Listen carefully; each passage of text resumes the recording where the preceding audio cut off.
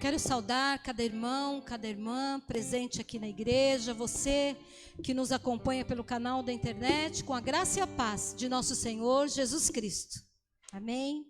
Eu quero te convidar, meu irmão, minha irmã, a abrir a palavra do Senhor no Evangelho de Jesus Cristo, segundo João, capítulo 21. Capítulo 21.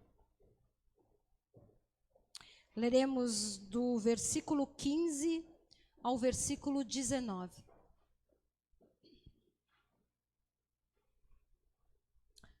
Amém? Todos acharam? Mesmo assentados, mas com toda a reverência à palavra do Senhor, vamos fazer a leitura do texto. Diz assim: Depois de terem comido, Jesus perguntou a Simão Pedro: Simão, filho de João, você me ama mais do que estes outros me amam? Ele respondeu: Sim, o Senhor sabe que eu o amo. Jesus lhe disse: Apacente os meus cordeiros. Jesus perguntou pela segunda vez: Simão, filho de João, você me ama? Ele respondeu: Sim, o Senhor sabe que eu o amo. Jesus lhe disse: Pastorei as minhas ovelhas. Pela terceira vez, Jesus lhe perguntou: Simão, filho de João, você me ama? Pedro ficou triste por Jesus ter lhe perguntado pela terceira vez: Você me ama? E respondeu: O Senhor sabe de todas as coisas, sabe que eu o amo. Jesus lhe disse: Apacenta as minhas ovelhas. Em verdade, eu lhe digo, que quando era moço, você se cingia e andava por onde queria. Mas quando você for velho, estenderá as mãos e outro te cingirá e o levará para onde você não quer ir. Jesus disse isso para significar com que tipo de morte Pedro havia de glorificar a Deus. Depois de falar assim, Jesus acrescentou: Siga-me. Vamos orar? Senhor, Deus, Pai de graça, bondade e misericórdia, nos colocamos diante de Ti, Senhor, e te pedimos humildemente que o Senhor fale conosco nessa noite. E em nome de Cristo Jesus, toda honra, louvor e glória sejam dados somente a Ti. Em nome de Jesus que oramos. Amém e amém. Meu irmão, minha irmã, nós vivemos numa sociedade que expressa de diversas formas a necessidade de heróis, ou de super-heróis, ou de super-heroínas, já que hoje nós estamos celebrando também o Dia das Mães. Esses heróis, super-heróis ou super-heroínas, são vistos como seres excepcionais, com poderes extraordinários, que podem resolver qualquer tipo de problema. Isso, de algum modo, está ligado ao nosso subconsciente ou ao nosso inconsciente, que não consegue lidar com problemas reais e que idealiza ou que projeta em alguém uma perfeição que não existe. Mas, por outro lado, há pessoas que vestem essa capa. Quando a gente fala de herói, a gente pensa logo em capa, né? Há pessoas que gostam de vestir e que vestem mesmo essa capa de perfeitos, né, de heróis, e que assumem deliberadamente este papel. Há muitos filhos que dizem que no tempo em que eram crianças aí, olhavam para os seus pais e os viam, né, como heróis ou como super-heróis. Acho que até depois de uma certa idade ainda há filhos que olham para os seus pais e continuam os vendo dessa forma. Mas esperar ou imaginar ou exigir de alguém uma perfeição é uma tarefa inglória. Entender-se perfeito também é uma tarefa inglória, é uma exigência, ou a exigência dessa expectativa é impossível de ser alcançada. Mas às vezes, ou muitas vezes, nós acreditamos que isso é possível. Que é possível sermos perfeitos, que é possível atingirmos a perfeição, que é possível, por exemplo, sermos esposas perfeitas ou mães perfeitas, que é possível sermos os pais perfeitos ou esposos perfeitos, um profissional perfeito, um cristão perfeito, um ser humano perfeito. E é curioso que às vezes a gente começa a viver uma falsa realidade. Isso torna-se um fardo grande demais. E às vezes a própria concepção, ou o conceito de perfeição é algo equivocado. Por exemplo, para você, o que é ser perfeito? O que é perfeição para você? Talvez algum pense, não, ser perfeito é me destacar profissionalmente, ser perfeito. Nos dias de hoje, né, a moda, a mídia prega muito a questão de um corpo perfeito. Então, muitos buscam esse corpo perfeito que está dentro aí de padrões midiáticos, né? Mas você sabe o que significa perfeito? Perfeito significa completo, finalizado, pleno, onde nada mais precisa ser feito. Pleno, completo, finalizado, nada mais é necessário. Então, todas as vezes que nós nos referimos a palavra perfeito, ou a expressão a perfeição, relacionado com o ser humano, há um equívoco muito grande.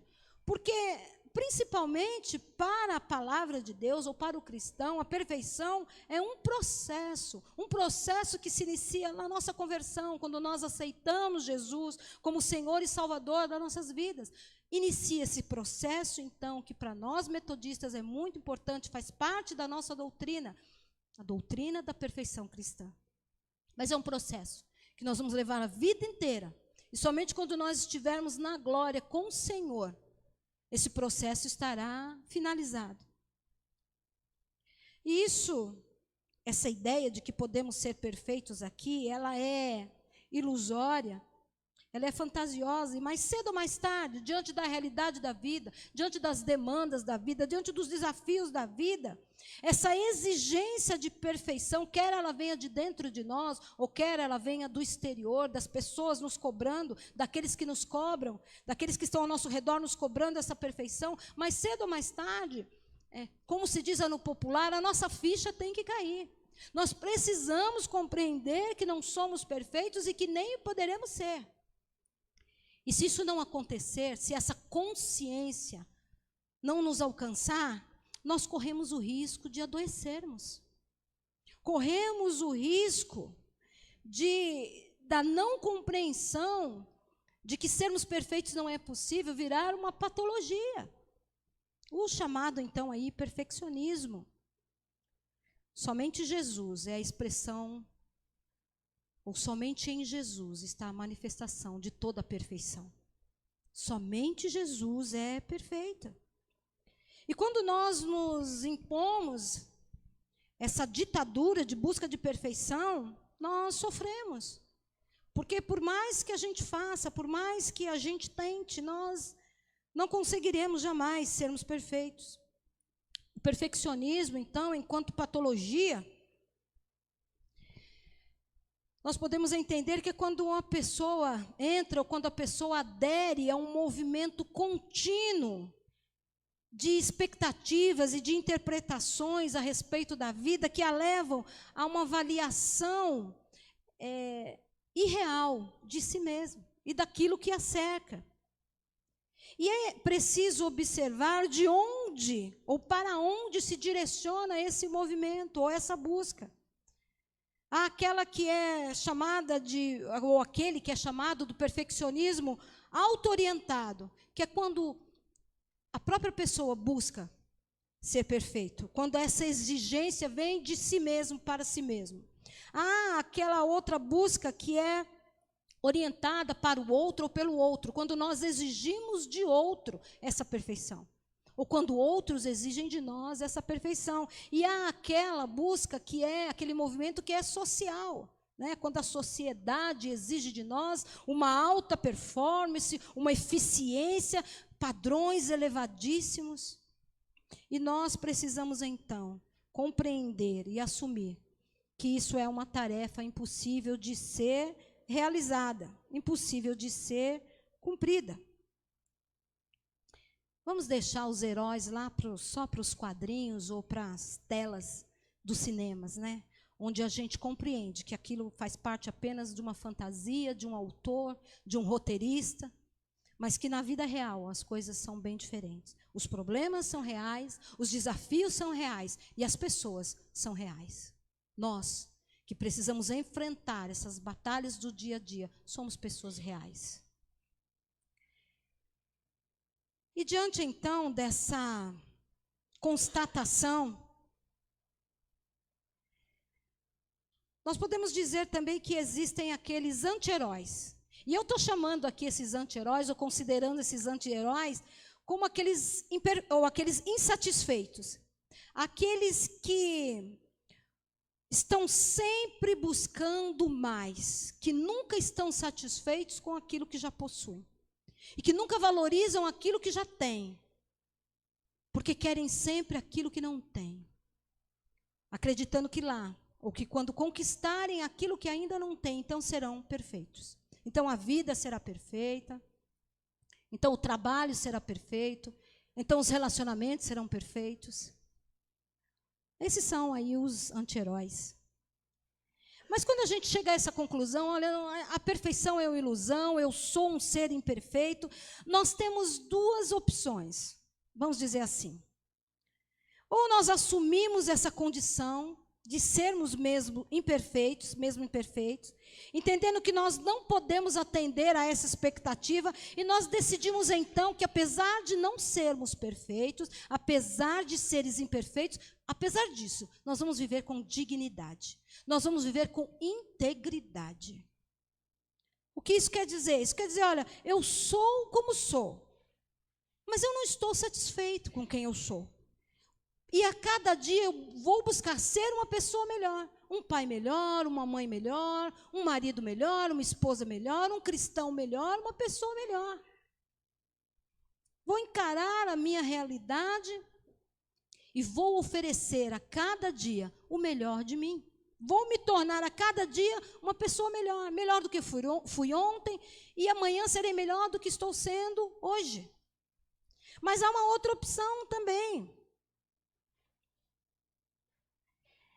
É nós vestirmos aí uma máscara. Vestimos uma máscara, como fazem aí os heróis, ou no mundo irreal, os pseudos heróis.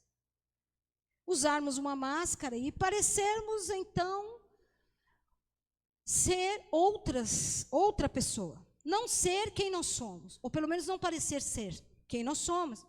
Para que aqueles que estão à nossa volta, e talvez até nós mesmos, acreditemos que somos perfeitos. Que a nossa família é uma família perfeita. Que a nossa casa é uma casa perfeita. Que nossos filhos são perfeitos. Que o nosso casamento é perfeito. Que a nossa igreja é perfeita. Que nós, enquanto cristãos, somos perfeitos. E nós, então, colocamos essas máscaras, muitas vezes, até mesmo diante do próprio Deus. Vamos conversar com Deus e colocamos ali a nossa máscara de piedosos, as nossas máscaras de arrependidos. Colocamos as nossas máscaras e tentamos enganar o Senhor como se isso fosse possível. Como a palavra diz, quando o Senhor nos olha, Ele sonda os nossos corações, as nossas intenções. O Senhor enxerga em nós coisas que nem nós mesmos conhecemos a nosso respeito. Ele sabe tudo sobre nós. Mas às vezes a gente se ilude achando que pode enganar ao Senhor. Deus conhece as nossas imperfeições, Deus conhece todos os nossos defeitos. O Senhor conhece todos os nossos pecados. Nós não precisamos estar revestidos de perfeição ou de uma máscara para sermos amados por Deus. Não precisamos disso, não precisamos. Nós não precisamos ser também super-heróis, não precisamos ser super-crentes. Não precisamos. Para não sermos acolhidos por Deus, ao contrário. Nós precisamos nos revelar como somos. Por isso o texto lá de Mateus diz que quando nós formos orar, ou seja, quando nós formos falar com o Senhor, vamos para o quarto, vamos para o secreto. Porque lá no secreto nós podemos nos revelar como somos. Sem as máscaras que nós insistimos em usar. Para sermos aceitos aí por todos os ambientes onde nós vivemos. Lá com o Senhor, no secreto, eu posso ser quem eu sou, com todas as minhas limitações, com todas as minhas fragilidades, todas as minhas angústias, todos os meus medos. Diante do Senhor, eu não preciso me esconder. Eu posso me revelar da forma que eu sou. Frágil, necessitada da sua graça, da sua misericórdia. E aí, diante dessa nossa imperfeição, quando estamos cara a cara com a nossa imperfeição, nós podemos glorificar, nós podemos agradecer a um Deus que é perfeito e que vem ao nosso encontro e que se dispõe a nos ajudar, a nos acolher, a nos fortalecer, a nos ajudar a nos tornarmos pessoas melhores. E aí, nesse relacionamento profundo e sincero, íntimo e verdadeiro, nós somos amados e sustentados pelo nosso Deus. O texto que nós lemos nos ajuda a refletir um pouco a respeito dessa escolha. Se nós queremos viver com integridade, buscando em Deus, sermos melhores a cada dia, ou se nós queremos continuar sendo, perdoem se a palavra for forte, mas se nós queremos continuar sendo hipócritas e nos apresentando diante de Deus e das pessoas como alguém que, na verdade, nós não somos. Outra coisa que acontece é que muitas vezes esse nosso relacionamento com Deus não atingiu o nível de profundidade, onde não há problema nenhum em nós entendermos que Ele é o Senhor Supremo e que nós somos apenas aqueles que não podemos sobreviver, nem viver e nem existir sem a presença dEle. E às vezes a gente tem medo de ir para o secreto, porque lá no secreto, quando nós nos abrimos, nós nos revelamos, e não é só o Senhor que nos enxerga, lá no secreto nós nos enxergamos como nós somos. E muitas vezes esse contato direto conosco mesmo, com a nossa essência, com a nossa verdade, nos assusta, nos decepciona, porque não vai ao encontro da nossa expectativa. Mas quando nós permitimos que isso aconteça, nós estamos permitindo também que o Senhor haja em nós e nos modifique e nos transforme. E aí, ou a partir dessa transformação, como nós já vimos aqui em outras vezes, em outras reflexões, a nossa mente também é transformada. A forma que nós vemos o mundo é transformada. E, consequentemente, as nossas ações também serão transformadas. O texto que nós lemos traz, então, um diálogo entre Jesus e Pedro. Nesse momento, no momento desse diálogo, Pedro tem a oportunidade da mudança. Pedro tem diante de si uma chance de encarar-se, de saber quem ele é e de entender que ele pode ser alguém diferente, alguém melhor. Porque Pedro até então vivia um faz de conta. Pedro vivia aí num mundo fantasioso, embora ele andasse com Jesus, embora ele fosse um discípulo de Jesus, embora ele tivesse uma ousadia, ele sempre era o primeiro a se apresentar diante de todas as questões, mas Pedro usava uma máscara de fiel, uma máscara de quem acreditava que era Jesus, uma máscara de quem seria capaz de dar a sua vida por Jesus Cristo. Aliás, não só ele, mas outros discípulos também disseram que seriam capazes de morrer por Jesus. Uma máscara. Por quê? Porque era isso que aqueles que estavam em volta esperavam que ele dissesse. Porque ele queria que as pessoas olhassem para ele e dissessem, não, Pedro é o cara, Pedro é forte, Pedro é corajoso, Pedro é destemido. Não há vantagem nenhuma, meu irmão e irmã, em sermos esse Pedro. E eu estou dizendo isso porque eu já vi uns posts por aí, você talvez já tenha visto também, dizendo mais ou menos assim, é melhor ser como Pedro, explosivo e falar tudo o que pensa e ser sincero, do que ser como Judas, que era manso, mas que foi o traidor. Um post mais ou menos assim, que você já deve ter visto por aí? Depende. Depende a que Pedro você se refere. Porque Pedro, antes da verdadeira conversão, ele era assim, explosivo, falava o que pensava, não media palavras, mas depois da conversão, não.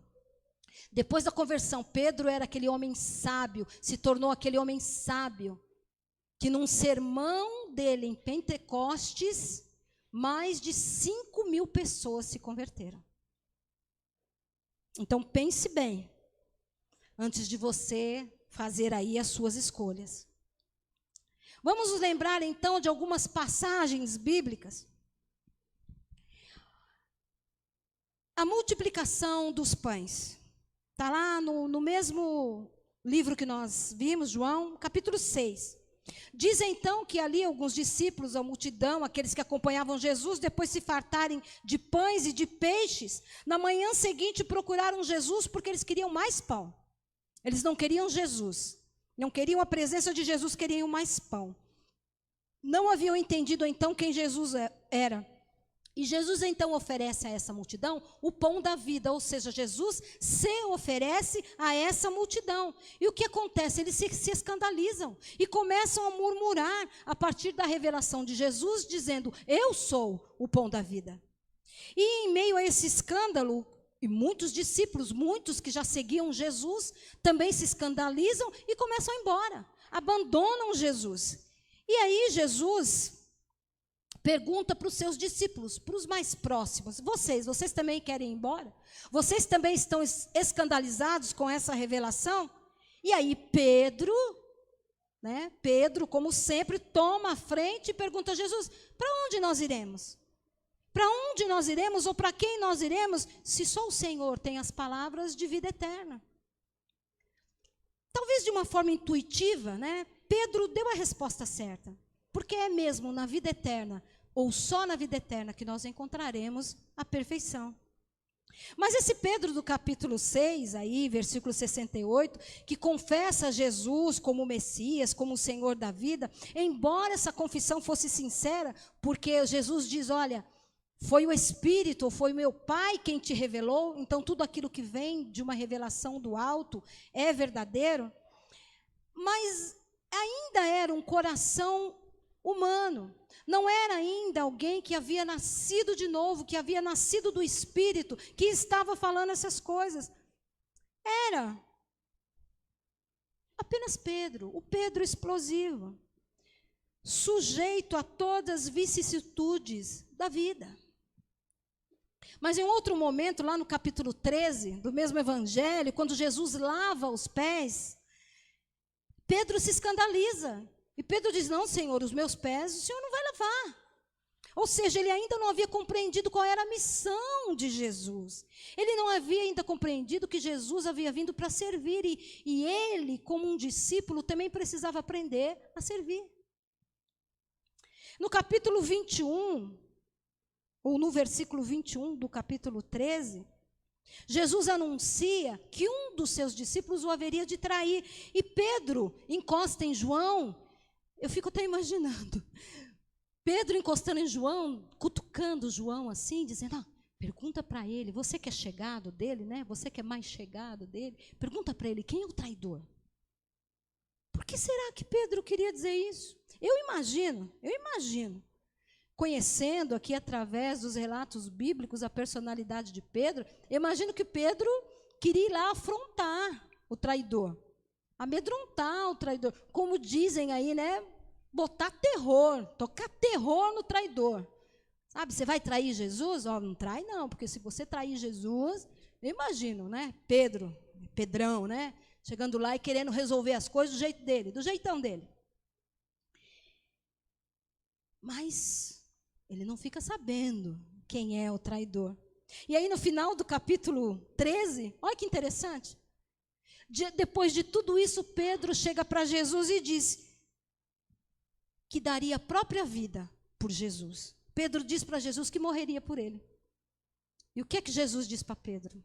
Pedro, antes que o galo cante, você vai me negar 3 vezes. Eu não sei não.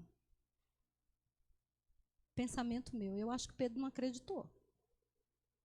Eu acho que Pedro falou, Jesus se enganou, eu não vou negá-lo, não.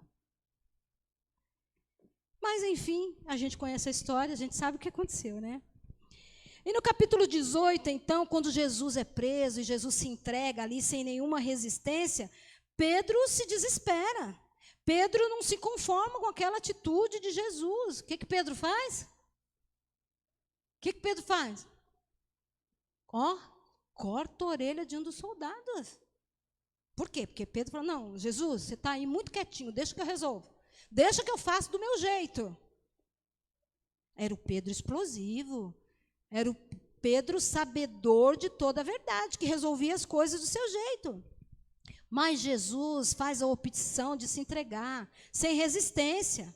Porque Jesus escolheu a cruz. E Jesus escolheu a cruz para que nós pudéssemos ter vida, para que nós pudéssemos estar aqui hoje. Mas Pedro se escandaliza. Porque Pedro, na verdade, não queria aquele Jesus servo. Pedro não queria aquele Jesus manso, compassivo, misericordioso. Pedro queria um Jesus à imagem e semelhança dele. Um Jesus explosivo, um Jesus que resolvesse tudo na ponta da espada. Um Jesus que fosse lá e tomasse o trono à força. Era esse Jesus que Pedro idealizou, era esse Messias que Pedro idealizou. E foi a esse Messias que Pedro prometeu fidelidade. Foi por esse Deus, ou por esse Jesus, ou por esse Salvador, que Pedro disse que morreria. Não foi pelo Jesus servo. Não foi pelo Jesus humilde. Porque Pedro ainda era, eu vou chamar assim, tá? Pedro aqui ainda era só o Pedrão. Era só o Pedrão. E é interessante, né, que nesse momento todo de frustração e de revolta, quando as suas expectativas são frustradas mesmo, é que Pedro se revela como ele é. E aí, então, quando a gente chega no capítulo 21, Jesus já está ressuscitado, né? E Jesus, então, está ali, frente a frente com Pedro. Imagina a vergonha de Pedro. Imagina como Pedro estava constrangido. E Jesus se aproxima dele, e eu fico aqui também imaginando, com toda aquela mansidão, com todo aquele amor, e pergunta, né, para Pedro, Pedro, você me ama, Pedro? Você me ama? Esse diálogo de Jesus com Pedro nada mais é do que mais uma oferta a Pedro de se tornar uma pessoa melhor. Nada mais é do que uma oferta de amor a Pedro, uma oportunidade dele se redimir e dele continuar sem a carga, sem o peso da culpa sobre os seus ombros. Pedro, olha, aquele Pedrão lá ficou no passado. Agora você é outro homem, e você é o homem a quem eu estou chamando para apacentar o meu rebanho. Apesar da sua imperfeição, Pedro, apesar das suas fragilidades, apesar de você ter me negado por 3 vezes, apesar de tudo isso, Pedro, eu continuo te amando e eu continuo confiando em você. É isso que Jesus está dizendo para Pedro. É isso que Jesus diz para mim e para você nessa noite. Apesar das nossas limitações, apesar das nossas imperfeições, apesar das nossas fragilidades, Ele nos ama e Ele continua confiando em nós. Precisamos acreditar disso. Acreditar nisso, Ele não busca pessoas perfeitas. Pedro, ama-me mais do que os outros. E Pedro responde que sim. Mas veja bem, aqui já não existe mais a necessidade da comparação, a necessidade de ser mais ou melhor do que os outros. E eu acho que essa pergunta de Jesus, ela é proposital, para ver se Pedro realmente havia compreendido, porque Jesus poderia simplesmente perguntar, Pedro, você me ama? Mas Jesus pergunta, Pedro, você me ama mais do que os outros? O Pedrão teria respondido, claro que eu amo muito mais do que qualquer um desses que estão aí. Mas o Pedro, convertido, o novo homem, nascido do Espírito, responde apenas que ama Jesus. Não mais do que os outros, porque isso não é importante. Ele não precisava se mostrar como alguém perfeito. Ele não precisava mais usar a sua máscara. e se colocar diante de Jesus como melhor ou como maior do que os outros. Então aqui Pedro entende qual é o lugar dele e qual é o lugar do Senhor.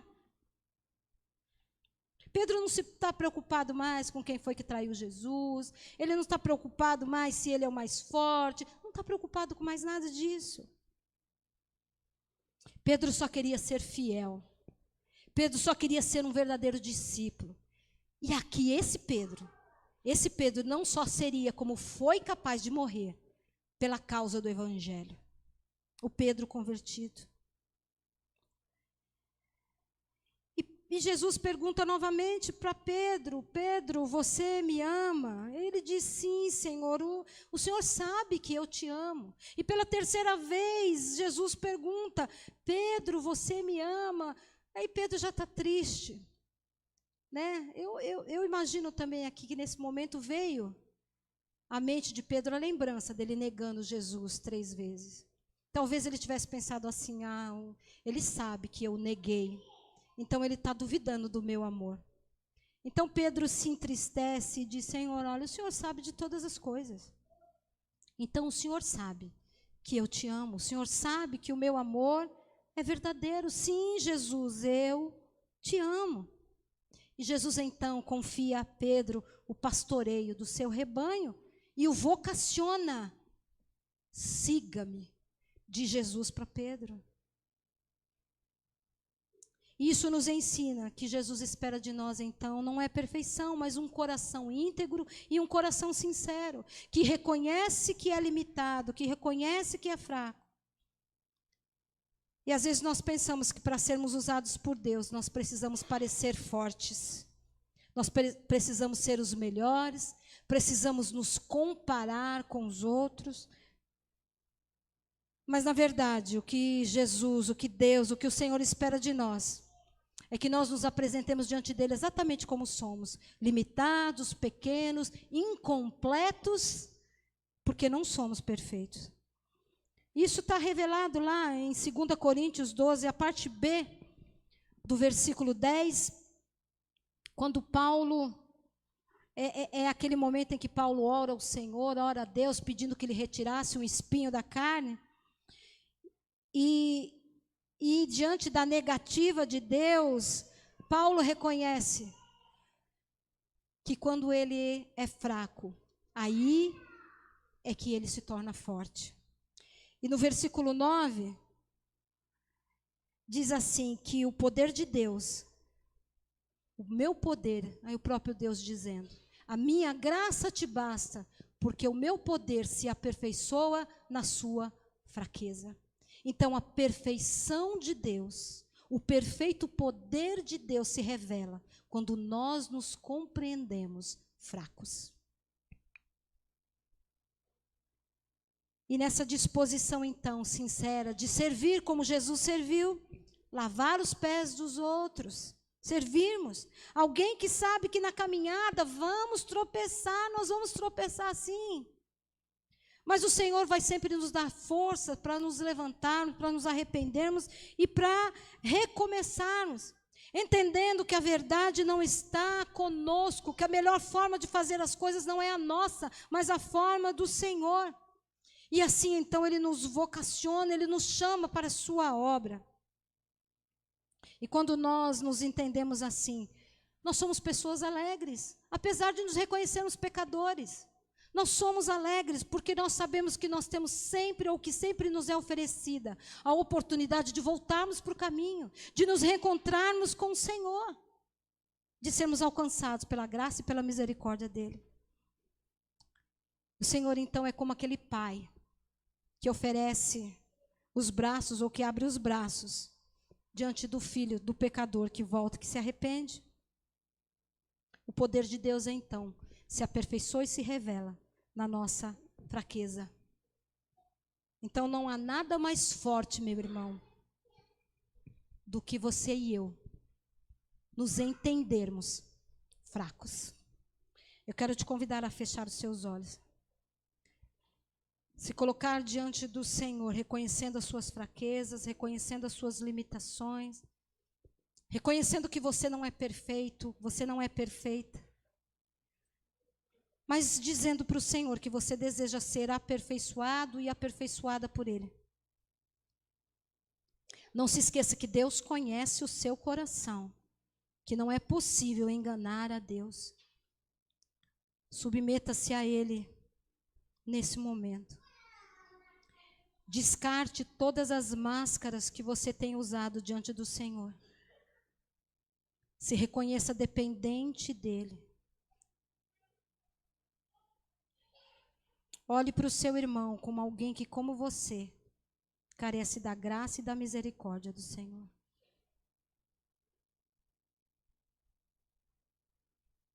Fale com Deus nesse momento.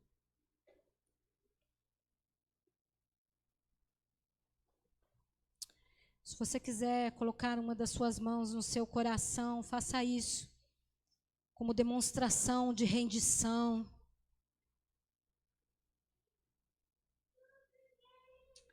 E vamos orar. Pai querido, nós te agradecemos. E nós te pedimos, Senhor, ajuda-nos a vivermos ou a termos uma existência sem máscaras, Pai. Reconhecendo as nossas limitações, reconhecendo as nossas fraquezas, mas sabemos que em Ti nós podemos ser aperfeiçoados, podemos ser aperfeiçoadas. Fortalece as nossas vidas, Senhor. Regenera os nossos corações. Renova as nossas mentes, para que nós possamos viver com integridade, buscando a Tua vontade. Que nós possamos Te amar, Senhor, por quem Tu és. Que nós possamos a cada dia ser como Jesus Cristo, nosso Mestre. Que possamos nos tornar a cada dia discípulos e discípulas dEle. Em nome de Jesus Cristo, Pai, nos livra de todas as ilusões e de todas as fantasias de que podemos ser super-homens, de que podemos ser super-mulheres. E que nós possamos declarar dia a dia, Senhor, que somos fracos, mas que a Tua graça nos basta. E que nós reconhecemos que quando somos fracos, aí é que somos fortes. Em nome de Cristo Jesus que nós oramos. Amém e amém.